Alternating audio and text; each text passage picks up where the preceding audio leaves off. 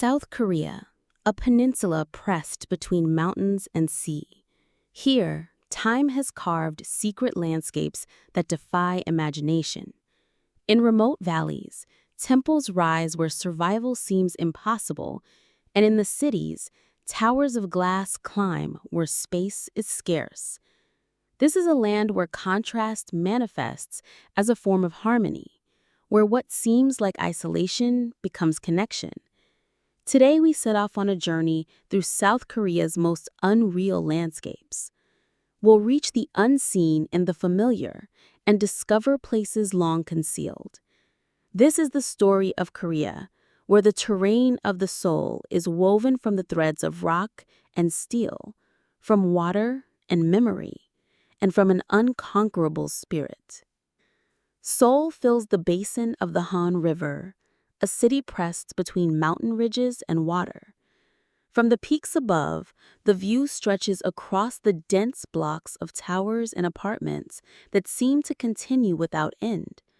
Bridges cross the wide river in steady lines, their lights glowing against the flow of traffic that never stops. The city's pace is constant. Subways run beneath the ground in tunnels that span hundreds of kilometers, carrying millions each day.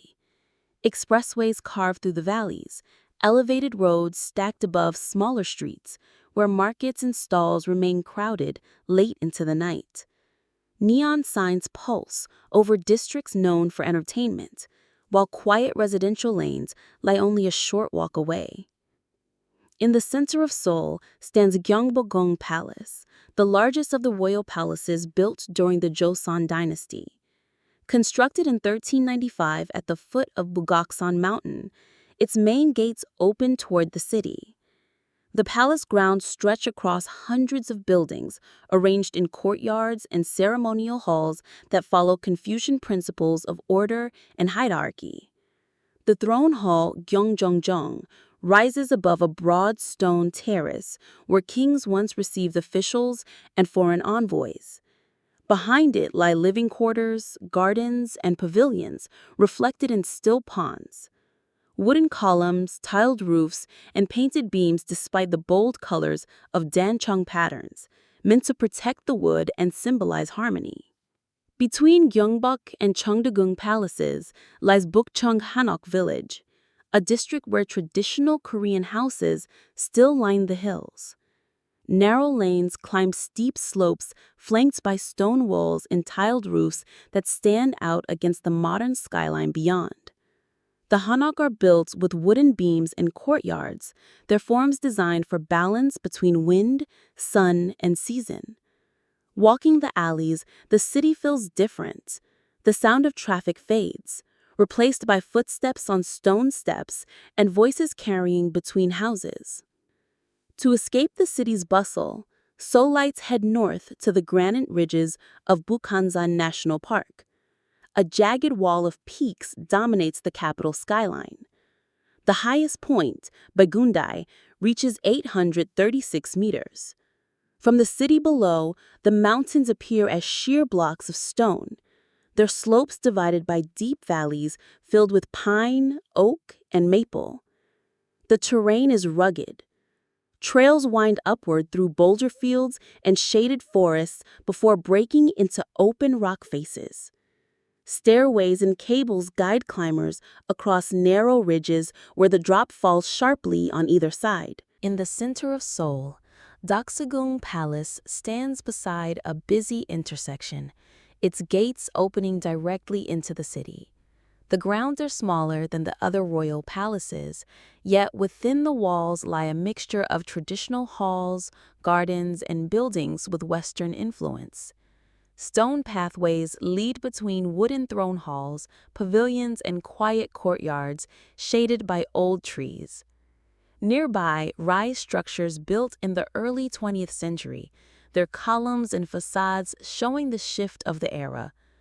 The blend of tiled roofs and neoclassical stone creates a landscape where different times stand side by side. North of Seoul, the land flattens into river plains before meeting the demilitarized zone. At Paju stands Imjin-gak Park, a symbolic gateway to the border. The park was built in 1972 to console families separated by the Korean War, and today it holds monuments, memorials, and relics that speak to a divided peninsula. One of its most striking features is the Freedom Bridge. Once used for returning prisoners of war, the bridge now ends abruptly at the barbed wire fences of the DMZ. Nearby, rusting locomotives sit on broken tracks, preserved as reminders of routes that once linked north and south. Colorful ribbons inscribed with messages for reunification cover the fences. Observation decks look across the Emjin River toward North Korea. On clear days, visitors see villages and guard posts standing just beyond the line.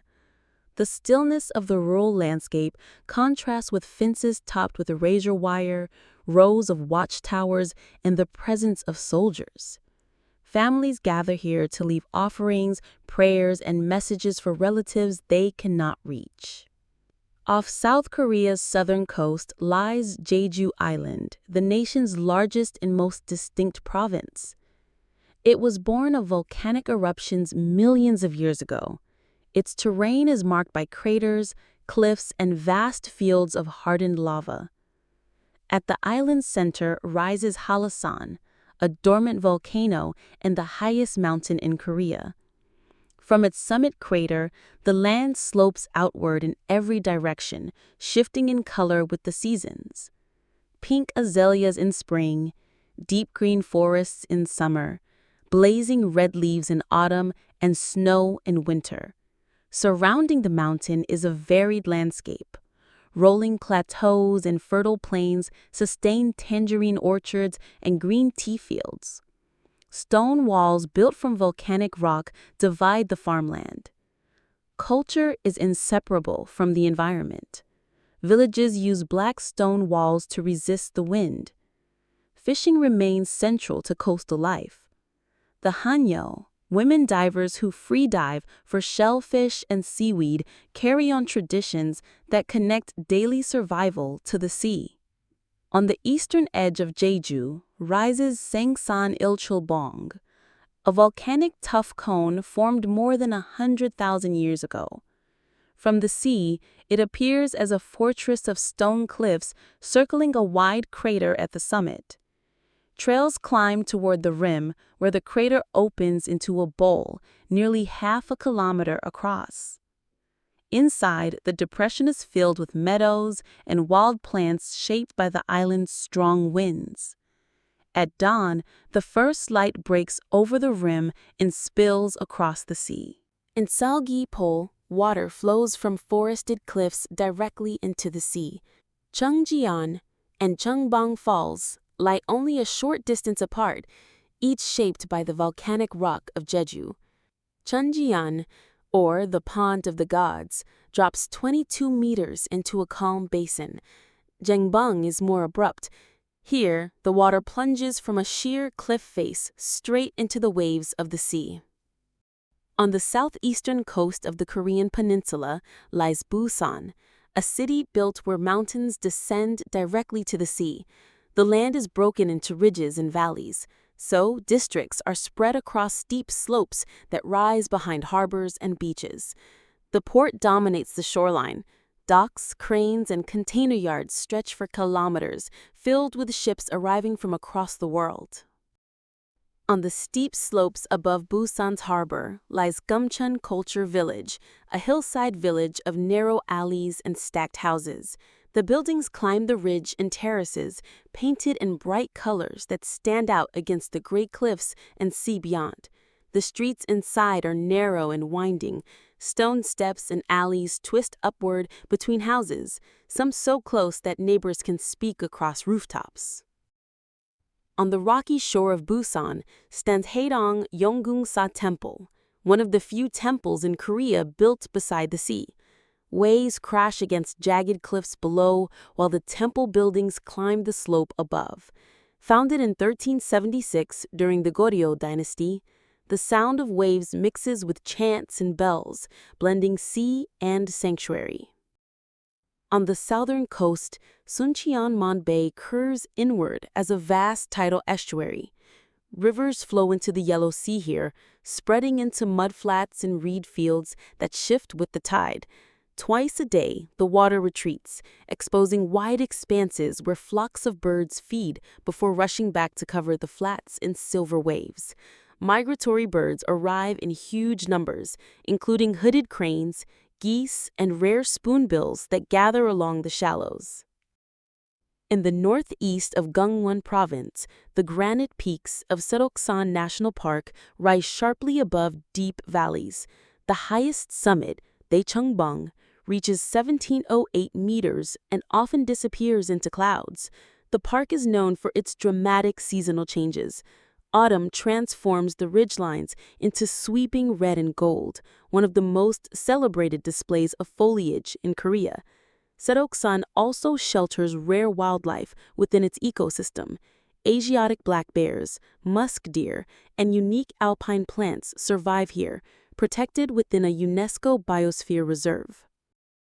On the southern plains near the East Sea lies Gyeongju, once the capital of the Silla Kingdom.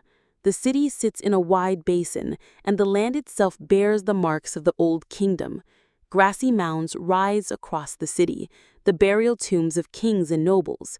In the mornings, they stand in mist, their rounded forms scattered between modern streets and open fields. Stone pagodas, weathered statues, and fragments of walls appear in unexpected places, reminders of the scale that the city once held. In the southern hills of Jeollanam-do lies Bosang, a region defined by its green tea fields. Slopes are carved into terraces that follow the natural curves of the land.